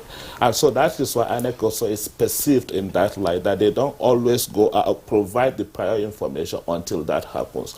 We have also concern, even within INEC, people complaining about how INEC is treating voters perhaps in some region different from how they are treating voters in other regions, or even ethnic profiling in some engagements of the process, like the CVR process that happened, and even in the PVC collection that is happening. You realize that in some location you hear the process will start early, in some location officials don't resume when they are expected to resume. Of course, that is supposed to, I mean, that will stir those kind of negative reactions from the public. So it's about how INEC also react to it that will help to inspire that confidence, like we keep saying. But speaking about other stakeholders of it, if we think about the political parties and what they are doing in the process, they have limit the engagement to just seeing voters as willing to. We can always get them what, when we want. And so this is the time when they need the voters, and they will go to any length to get the voters, and that is why we're seeing all of this happening. But how are also the security agencies reacting to some of these things, that some of these happenings in this space? We have seen also the rise of hate speech in political campaign. And then there are sanctions to some of this. Why are we not applying sanctions? Are we also, is this selective justice that is happening? If this is not treated now, definitely this is a monster that is waiting to explode in the future. People will definitely react when things don't favor them based on what they have seen in the build-up to the election. Okay, Mr. Paul, thank you so much. Let me bring in Mr. Libari to react to some of the things you've said. Thank you very much. Yeah. Let me quickly react to the first phase, the one they said voter suppression tactics of getting these PVCs from septic tanks and all that. Let's clear the air on this issue once and for all. Once those videos came up, INEC set up a high-powered committee that looked into this matter, moved to this location, examined scientifically and empirically these cards, and we discovered that most of it were not our cards. They were cards used in 2007, which is not the one we're using. People collected cards at that time. It was free. They could collect it. So when they discovered that those cards were no longer functional, they now decided to trace it, drop it in the gutters and all that. We did an extensive investigation, and the result was published. The truth of the matter is, INEC alone is just constitutionally the major stakeholder. Every person in this country is a stakeholder in the electoral process. Like I've always said, Nigerians have refused to own the process. If you own the process, you will know when it starts, you will know how it is going, you will make your contribution, and INEC will just tap on those things. INEC, in the case of distribution of PVCs, INEC has engaged all critical stakeholders. And that's the reason why INEC, before they send the cards out, they kept it in the unit, in the ward, and in the local government level. So it is not true that INEC does not give these things. The truth of the matter is, most of the people who make these claims are people who did double registration, and INEC uses this system to clear them out. I'll give an instance. I supervise the registration in Bayelsa, and you see people coming to register, and you say, why are you coming? He said, they asked me to come and register. You said, do you have a card? He will bring it. And we told them, if you have a card, go. Your card is valid. You don't need to register again, because if you register, your name will not appear. This card that you have will become invalid. And that's what is playing out in most states. People wanted to make their number big, so they sent people for double registration. And INEC, in its wisdom, cleared them out.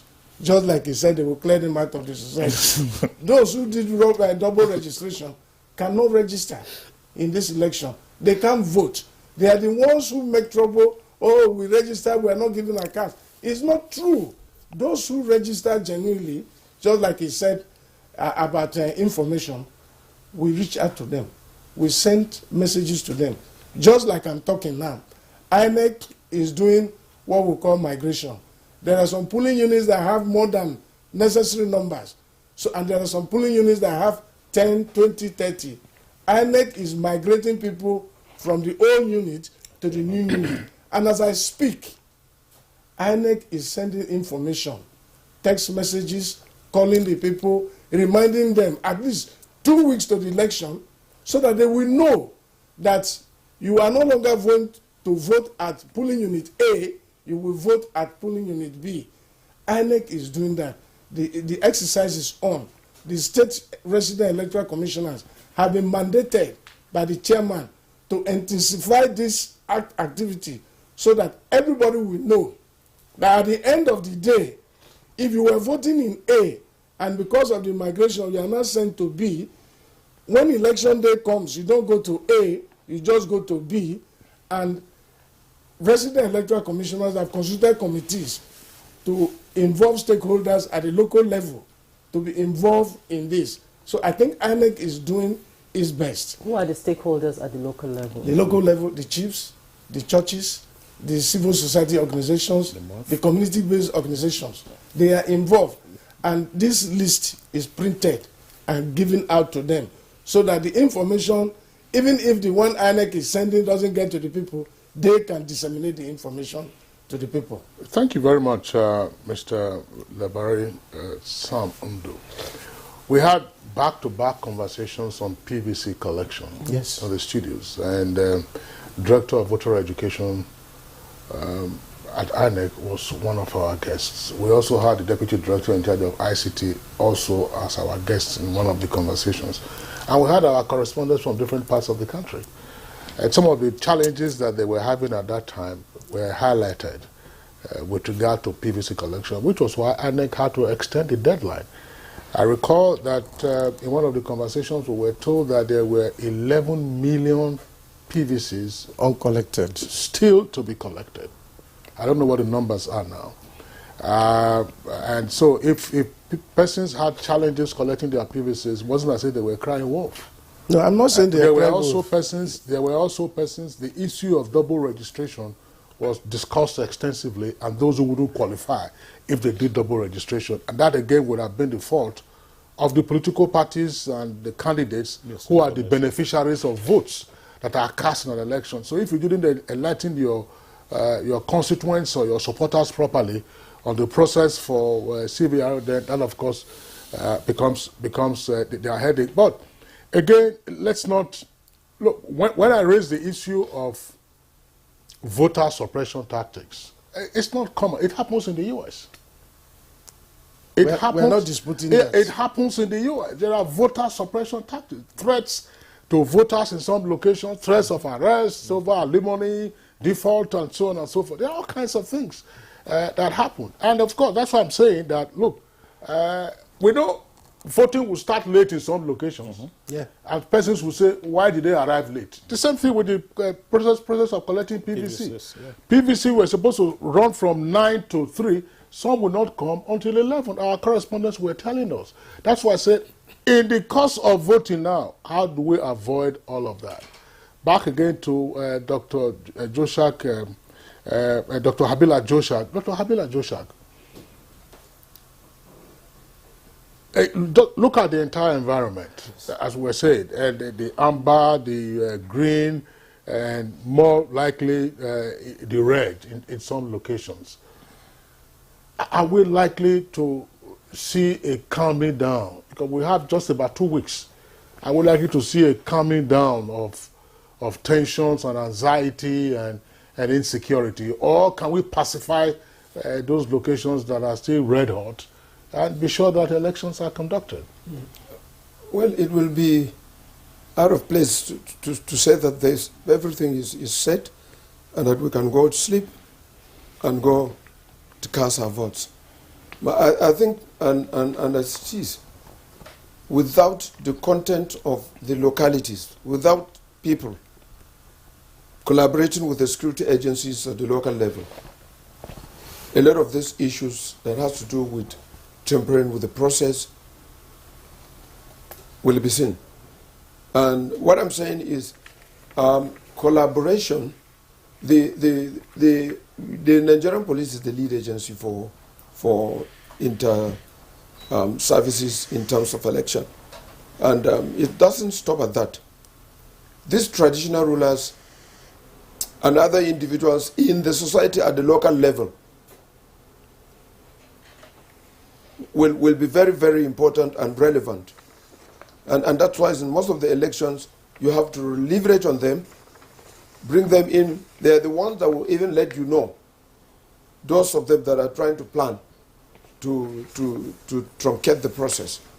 And so in an attempt to ensure that this process of election that we're facing, to ensure that it's smooth, we must collaborate, we must deliberate, we must include the local communities, the traditional rulers, and all other those that are responsible for, contributing to elections.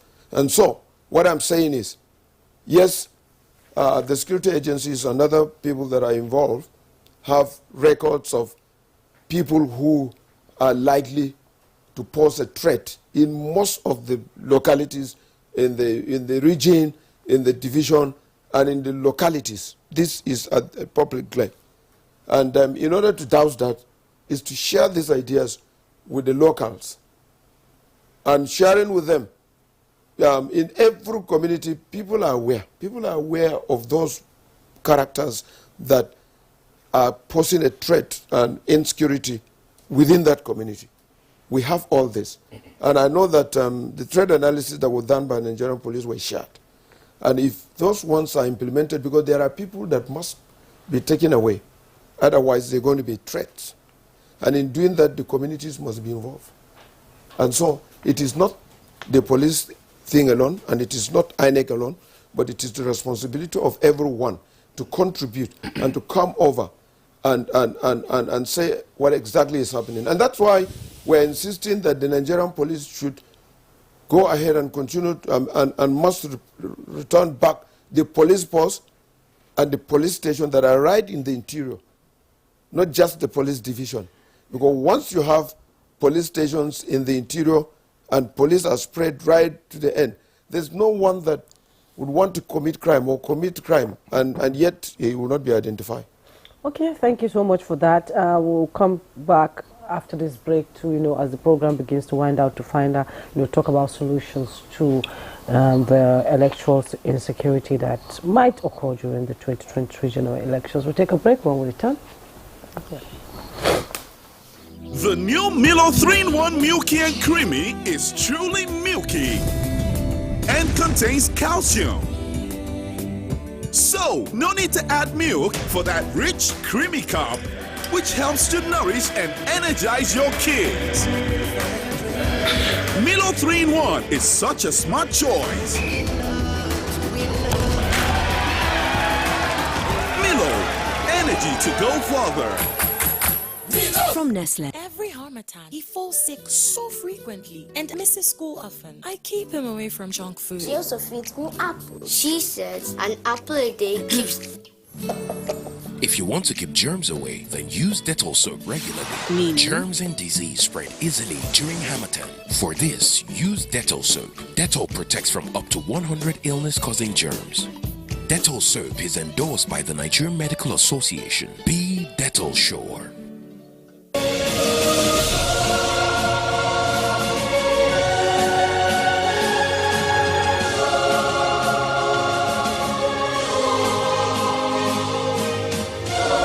We are all Nigerians. Against all odds, we shall and must remain united. We may have our challenges, our problems, and setbacks. However, together we shall overcome them all. What doesn't break us shall make us stronger. This is the mindset that shall bring peace, progress, and prosperity to our beloved country. Do not let tribal and religious sentiments govern how you think, act, or feel. Don't be influenced by those who want to destroy our precious national unity.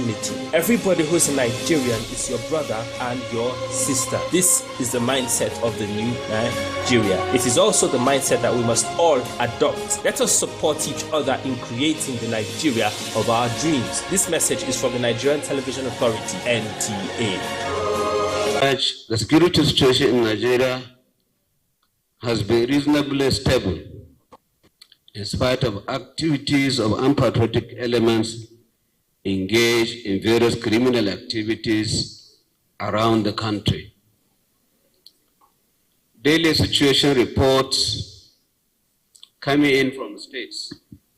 2 months ago, It has shown relative peace on many of our highways, such as Abuja, Kaduna, Birnin Gwari, Sokoto, Zamfara, Kaduna. This message is brought to you from the Federal Ministry of Information and Culture. Nigerians, elections are here again. Let us shun violence. Let us play the game according to the rules. Do not be a thug. Say no to violence. Let's rise and defeat violence, crime, and sabotage against the peace of our nation. Nigeria is the only country we have. We must do everything to keep it united. We must avoid any act that promotes hate and disintegration. Say no to separatist movement, terrorism, fake news, hate speech, religious bigotry, and any act that tends to divide us as a nation. Watch out for strange gatherings and suspicious movements. Restrict access to sensitive documents and data, the disclosure of which may damage national security. Educate your staff and family, particularly on measures to safeguard information and report security breaches. Apply relevant legal security guidelines to protect yourself and your neighbors. Due to misinformation and wrong choices, some idle persons resort to vices in their greed to get rich quick. They resort to kidnapping, killings for rituals, and other heinous crimes. Avoid wrong use of the social media. Before you broadcast that false message, think twice. Ask whether it will promote peace or violence. For safety at home, still be security conscious. Educate your household on safety tips. Report all suspicious movements and persons to the security agencies nearest to you. Be a good citizen. Be patriotic. To pass security information, please call 0813-222-2105, 0915-339-1309, 0908-837-3514, or send a mail to dssPR@dss.gov.ng. This message is from the Department of State Services, DSS. You're welcome back to Good Morning Nigeria. We still have our guest in the studio and we'll be discussing 2023 and election security. Let me bring in the INEC chair now. There have been reports of students who have registered at home, but now they're in school. And does that mean they have to go back home to register, to vote and leave the school? Or is there a provision for students to vote in their schools? I'm asking this question because most of these youths are the foot soldiers for these politicians. There's a risk factor if they are allowed to go back home and have holidays during the elections instead of staying in schools. Don't you think they'll be used? No, I don't think so. My take on that matter is this. Where you registered is where you vote.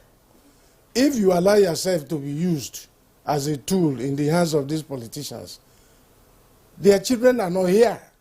Their children are all abroad. What I'm saying is we have new voters, younger voters who registered before they came to the university at home. Yes. So now when it's they time are not to abroad. vote, They are not abroad. They are in Nigeria. Do they go back home and live? Yes, it will take one day to get to your place, vote, and come back. What if you are in Maiduguri and then you have to vote in Bayelsa?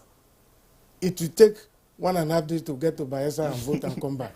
As far as I'm concerned, and as far as the commission is concerned, where you register is where you will vote. There's no, in fact, there should be no noise about closing of school or not closing of school. That's why I said Nigerians should own the process.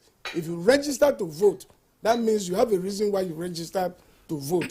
Go back home, vote, and come back. The money these students pay on betting, gambling, and all these things is more than enough for their transport to go home and come back. So if they are really serious to vote, I also have my children who are youth. And when they were registering, I told them, register where you will vote. And they registered where they will vote. I don't need to give them transport to go because they registered where they are resident. So that's their business. They are youth. They are more than 18. For everybody to register, for anybody to register, you must be 18. You must be a free citizen. You must not have been convicted. So if they have met all these criteria and they have registered, they should simply go back to where they registered to vote for a candidate of their choice. If anybody asks them to come and register, the man should also give them money to come back, to come and vote. Ordinarily, voting is a civic responsibility. You don't need anybody to force you to do it. Nigerians should own the process. So those who registered should go back to where they registered and vote. INEC has nothing to do with that. What INEC had to do was to provide an enabling environment for people to register, provide an enabling environment for people to vote, and to make sure that their vote counts. That's the responsibility of INEC. All right. Thank you very much, Lebari Sam Undu, on the points that you have raised. I was quite concerned myself when some persons began to then agitate that first they said NUC should issue a directive to all universities to shut down. Then later they said no, it should go to the Federal Ministry of Education. Later I said no, it's the president as visitor, but the president is visitor only to federal universities. There are state universities, there are also private universities. We just occasionally tend to complicate things. Say shut the schools for 1 week. These are schools that were closed for 8 months, and they are playing catch up for the lost grounds that they had. So they will go and vote for the presidential election, come back, go and vote for the governorship election. After that, you're having census. They will also go back. And you have a disruption to the action. Anybody who is interested in voting would know that there will usually be a lockdown from midnight on Friday. I had Saturday up till about 4 o'clock or thereabout. So if you travel on a Thursday, you get to your destination by Friday. If you travel on Thursday, by Friday you get to your destination. Saturday, go cast your vote. Sunday, you start heading back. If there are lectures, I remember some lecturers then, they will fix lecture at 8 a.m. on Monday. So that's I know of some lecturers actually. 8 a.m. on Monday. You know, Monday can be a very lazy day for anybody. So you are stretching. Some of them could even set a test on that day, or fix a test on that day. So anyway, those are issues that will be sorted out. We should be conscious of time. Time means money. And by the way, by the time you start granting all these holidays, you are also eating away the life of these individuals. Yes. Part of what we don't often discuss is say, oh, again, this is as we say in law, this is an obiter. To say, oh, they were on strike for 8 months. 8 months added to my age, for which you have to now play catch up, means that I will be older when I'm graduating. Yes. When you get into the labor market, at some point they will have a cutoff age. Applicants should not be older than 25, 27, 27, 25, 27. Nobody is going to listen to you that I graduated at the age of 28, because ASU was on strike 9 months when I was in year 2. ASU was on strike 8 months when I was in final year. And so children who could ordinarily have graduated at the age of 20, 21, are graduating at the age of 25. And then you want to add another 1 week. And then the same lecturers who are waiting for you, they say you haven't paid them. For the, not arrears, for the period that they didn't work. No work, no pay. Anyway, let's not get back into the ASU argument. We had a lot of that on Good Morning Nigeria. Paul James. Thank you for coming back to me. Because I want to react to that. You want to react to that? No, but that is not really tied to election security. It is. But no, hang on a second. We know that in the past, they had manipulated some students, some unions and so on and so forth. But let's face it, not everyone is amenable, to such recruitment. On a broader scale, when we look at the threats to general security of life and property in the country, and specifically to elections, can we mitigate those risks and threats so that wherever it's red becomes amber, if not green, in the next 2-3 weeks? Yeah, of course. And I want to react to that, to what the INEC director has said, and also your last point, especially about students. If voting is if we want to look at voting from the human right angle as a fundamental right of those students, whatever has happened within this period is not, I mean, they were not responsible for it, and shouldn't also be blamed for what had happened. If voting is their right, and if voting is a matter of right, then we should begin to look at it from that angle and see how we can help them get through this process. Now, we had cited examples with lecturers. setting up tests or exam just to punish students. We are talking about people who could travel for 1 day or 2 days, but we should also understand that these are people that also must subject to an authority. Before they will leave any school campus, they may have to take permission before they travel, unless you want to tell them to begin to take laws into their hands and do as they will, and which I see as a potential trigger. Back to the question about INEC earlier about... No. That's what right will be impaired? A student has the right. Well, nobody is saying you cannot vote. If you need to vote, you travel on a Thursday. I'll give you an example. Without permission from the school? You don't, but hang on a second. If the school authorities decide to say, we will declare Thursday and Friday as lecture-free days for you to travel for the election, wherever you want to vote, and you come back. A student may also say, look, I consider the exercise of my voting right more important than being in class. Yes, attendance is taken, but it is not mandatory that the student must attain 100% attendance to qualify for the exam and then for the course. A minimum cutoff usually will be around 70-75%, if not 80%. So a day or two absence won't hurt. Well, let us start from the school authorities providing those leeway for students so they can exercise their franchise. The other point also about INEC and not providing the kind of information that people want as a trigger. Now we go back to the PVC collection and all of those processes that happened. Recall by this time in 2019, we were getting either weekly or daily updates from INEC about the number of PVCs that have been collected and the PVCs that are uncollected. Within the window of 1 year that INEC did the continued voter registration exercise, INEC claimed it had registered 9 million Nigerians. How many of these PVCs were produced? We don't have information about that. Some states recently got the last batch of the PVCs that were produced, and when were those PVCs dispatched to the states? Let us be very honest and frank about this. Now, you are also going into an election that is going to be premised on a new electoral act, where we said the conclusiveness of the election will be determined by the PVCs collected. As we speak, barely 2 weeks to the election, we don't have information about the PVCs that have been collected or that have been produced. That is also another trigger. I'm sorry. I will also just provide this information. Okay. Because I said we had back-to-back conversations on this. On PVC. INEC was arguing that they didn't need to extend the deadline for the collection of PVCs because they needed to gather all the information required so that they will have a proper tally, registered number of voters, PVCs collected. This is the data from all around the country. That was why at some point they were, if you may, adamant in extending the deadline. But pressure from members of the public enabled them to extend the deadline. And we hope that the point you have raised will also be listened to and acted on before voting commences. Before INEC announced... It's already been acted upon, and I'm sure by the end of this week, all this information is talking about will be given. I want to assure you, and let me correct an impression. If PVC is provided, the time INEC used to send PVCs through vehicles and all that was gone. The last batch of PVCs that were printed were sent by air. And I know it because any PVC that comes in, any material that comes into the commission, before it goes out, I must sign. And when I sign, they will tell me, I will ask them, where are you going? They say, we are going to the airport. We are going to this. We are going to this. And I know of a fact that the chairman graciously approved funds for the airlifting of these PVCs and most of the sensitive materials to their area of need. You keep saying graciously. This is duty.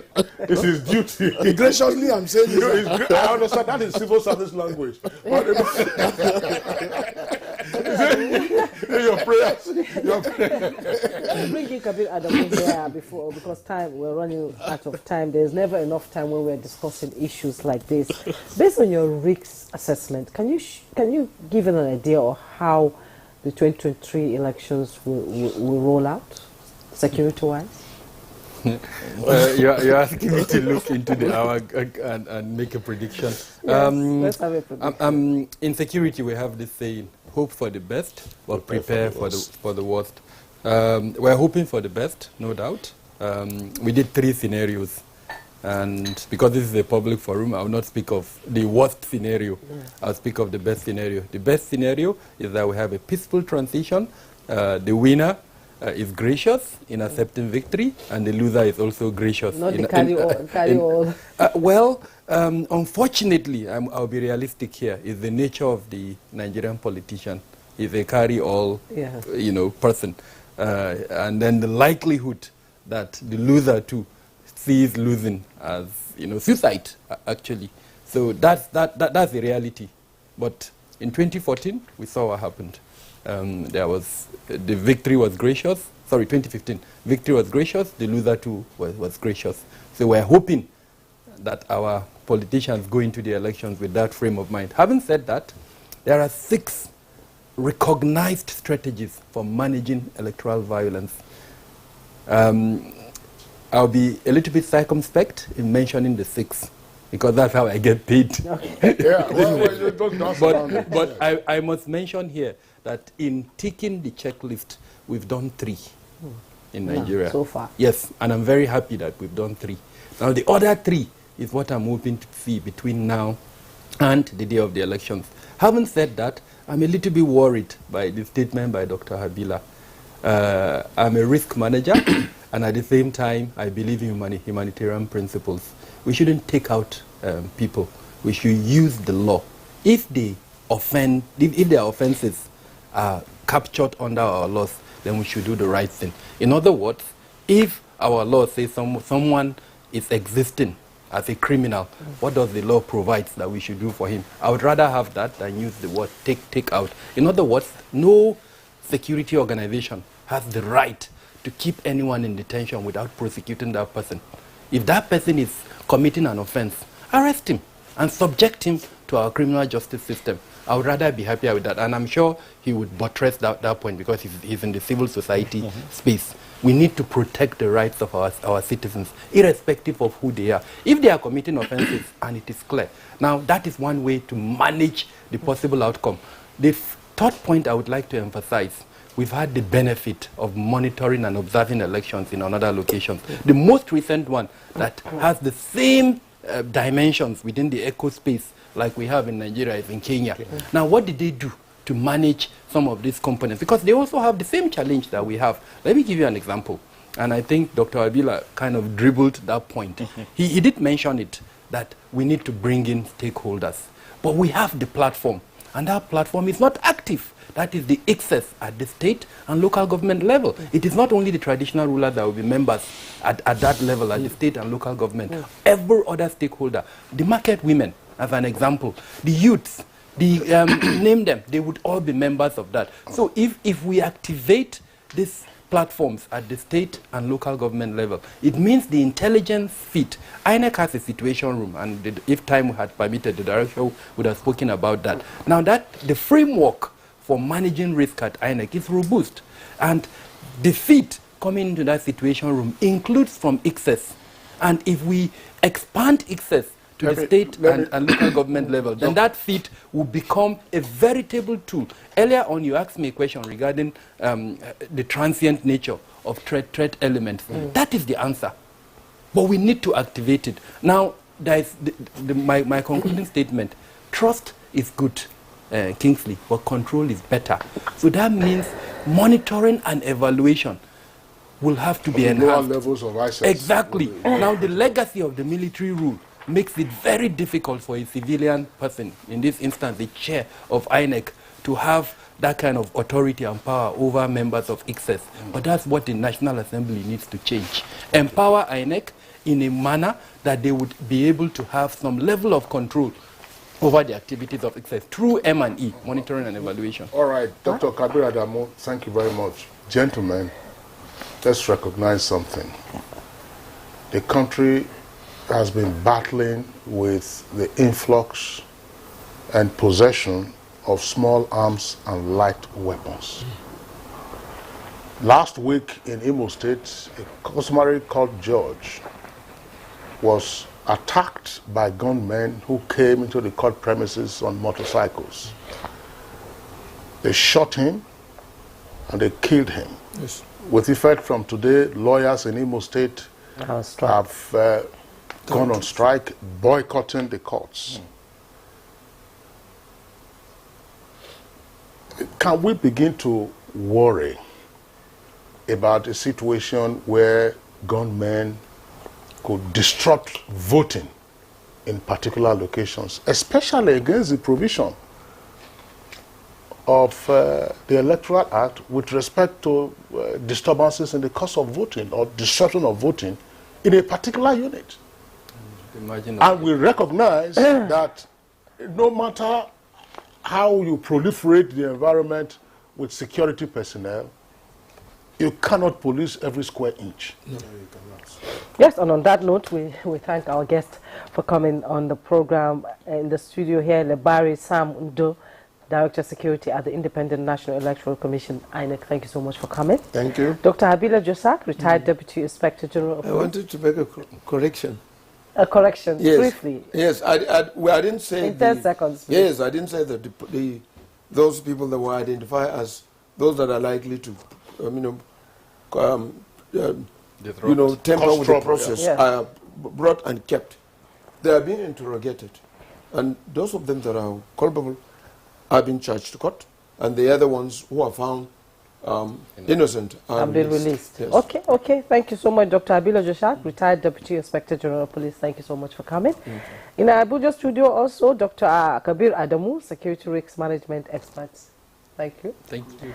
And Paul James, Director, Election Program, Yaga Africa. It's been a pleasure having you. Thank you very much. Well, that's been Good Morning Nigeria for today. Join us again tomorrow for another insightful edition of the program.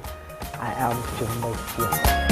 And I'm Kingsley Osadolo saying, have a nice day.